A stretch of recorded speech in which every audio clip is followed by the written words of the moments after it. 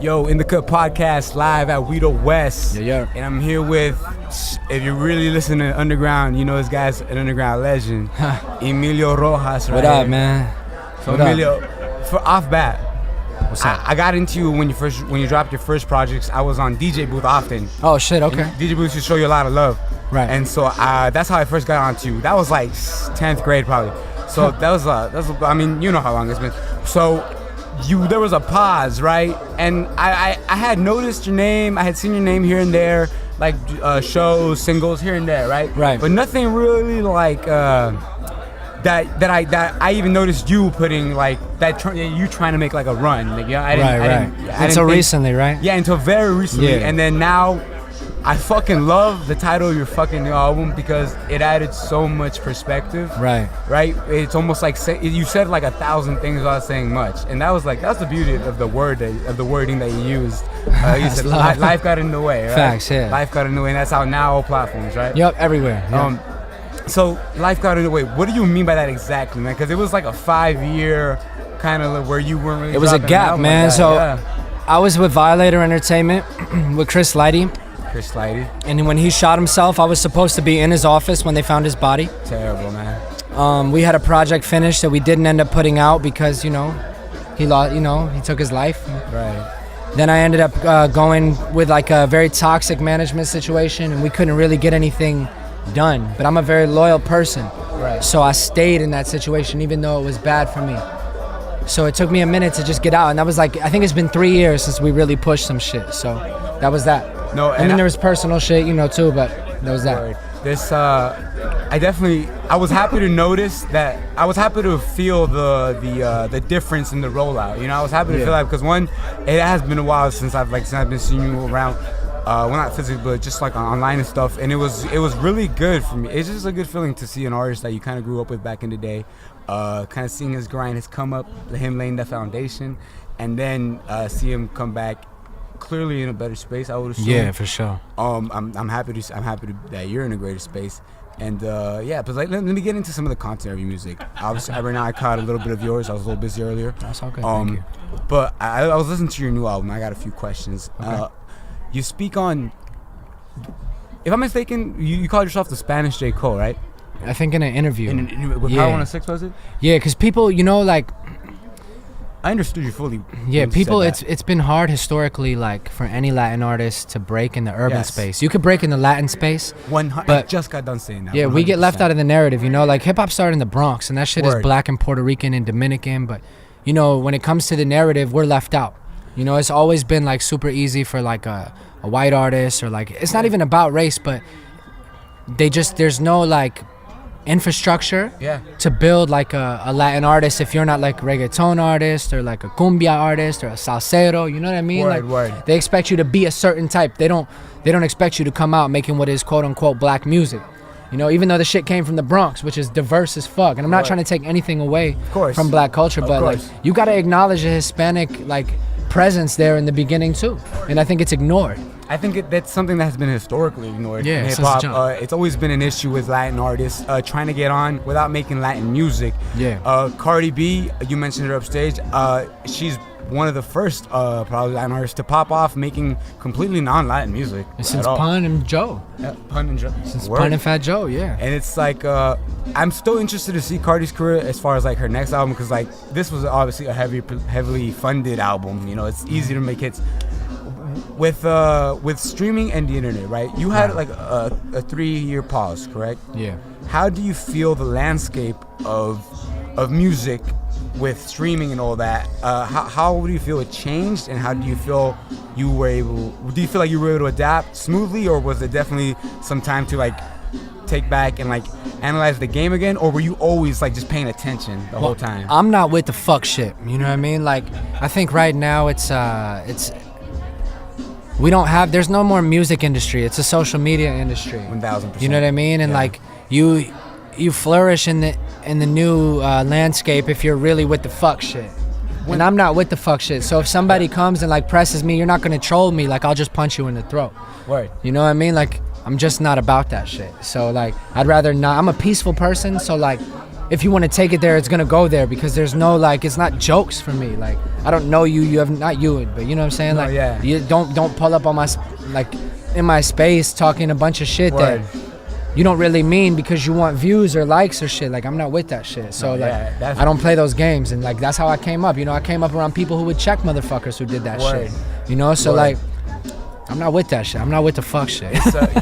You're from New York, right? Yeah. New York. What borough? I'm from upstate, but I live in Washington Heights. Upstate, Washington Heights. Yeah. Dope. So you still out there? No, I live in LA now. Oh, Washington Heights. Yeah. I'm from Washington Heights and Rochester, New York. Both those places. Dope, bro. How do you okay, again, back to like the landscape changing. How do you feel that has influenced kind of like the blend of the sounds of the coast? You know, now you can have a kid from Atlanta blows up sounding like he's from the West Coast, or a kid from like Texas. I think it's dope. I think people are making dope music. They're just pulling from everywhere. It's dope. Pulling from everywhere, 100%. Man. You know what?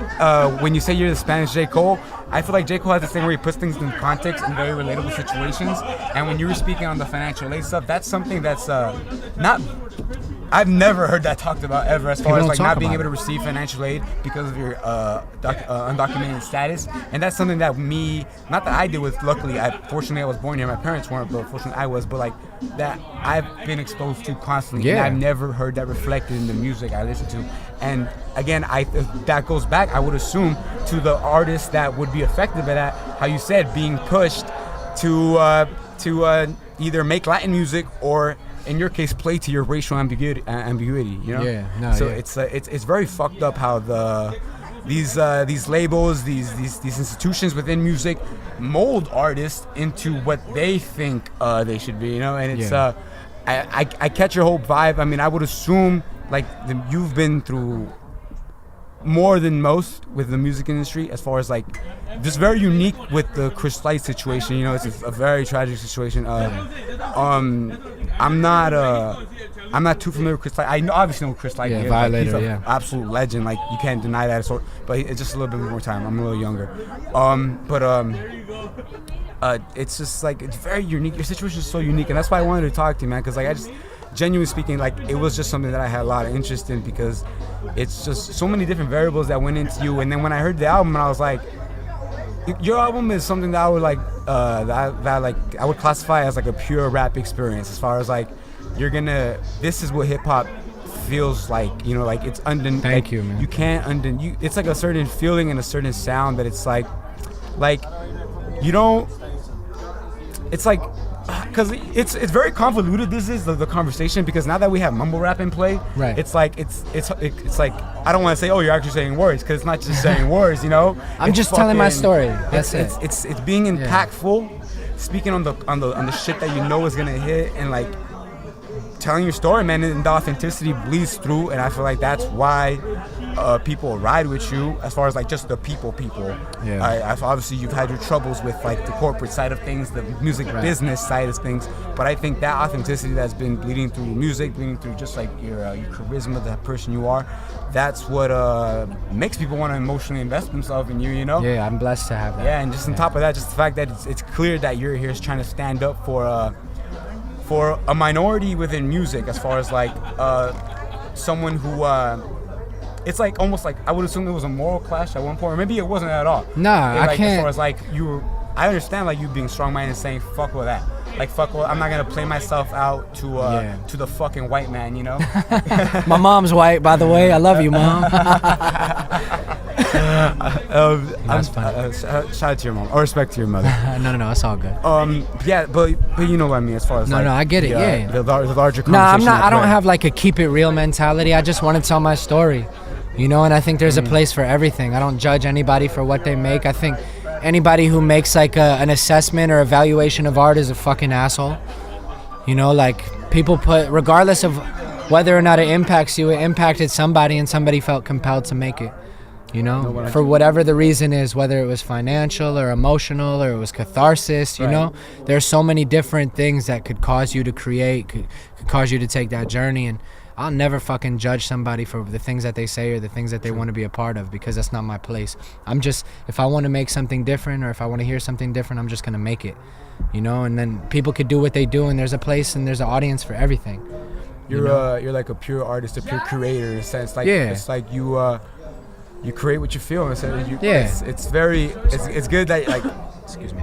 You're good. It's amazing that you've been in the game this long and being through what you've been through, that you still like are saying like, not saying fuck it, but you're still just have that strong mentality. I'm in the best situation I've ever been in right now. That's I feel great. I'm happy that I'm catching you in this moment. Yeah. Because I feel like this is literally the midpoint between where things start to pick up more for you and really start to change for you, you know? Yeah. And it's I love the messaging that you're putting behind the music. I love the movement that you're trying to spur up more or less as far as like with the Latinos, as far as like it's okay to be Latino and be whoever you want to be. Don't let the Latino-ness put you in a box, you know? Don't let other people put you in a box as far as like what a Latino should be. And it's great as far as at this time when, like you said, we got a fucking piece of shit president calling us rapists and all that with like Mexicans and all that. So it's I think honestly, like you're just important to have around right now. Very Thank you, important man. to have I appreciate that. It's a critical moment because we can't. There's certain things that people like J. Cole, people like other people who spread messages that they can't talk on. Yeah, it's like Logic, you know, like he tries to make, but it's more authentic coming from us, you know. 100. Coming from Logic, it comes off it's diluted as fuck. He says it's too much. But it looks like a branding technique more than anything with Logic. It's disingenuous. Yeah, man. Yeah. And I respect Logic. You know, I respect anybody who takes a stand, but I could see how it could be interpreted as such. Word. You know what I mean? Yeah. No, I totally understand that. And everybody decides what they do with their careers for whatever reason, you know. And maybe those reasons were of moral soundness to them, you know. So there's no way. Well, it's hard to like if you're a moral person. It's hard to look at like what's going on. You can't see kids under fucking heat blankets and be like, yo, that's right. 100%. So I mean, I'm actually more upset that more people didn't take that stand, you know. It shouldn't be a brave thing to stand up to things that are wrong. You know, I think nowadays with all the other implications of standing up towards the powers that be, you know, I think people are scared to lose things, and they don't want to fuck up the money. That's what it is, bro. They really don't want to fuck up the money. Artists are pussies, bro. It's facts. It's a lot of politics, huh? Yeah, it's a lot. It's a lot of politics. Man, it's man, I don't want to keep you here too long. No, I know you gotta go.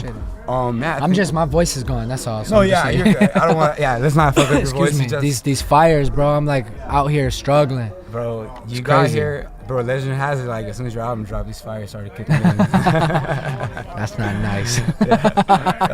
Emilio Rojas, I appreciate really you, bro. appreciate you coming. No, it's love, man. Thank you. Big time for me. Thank you. No, man, it's my pleasure.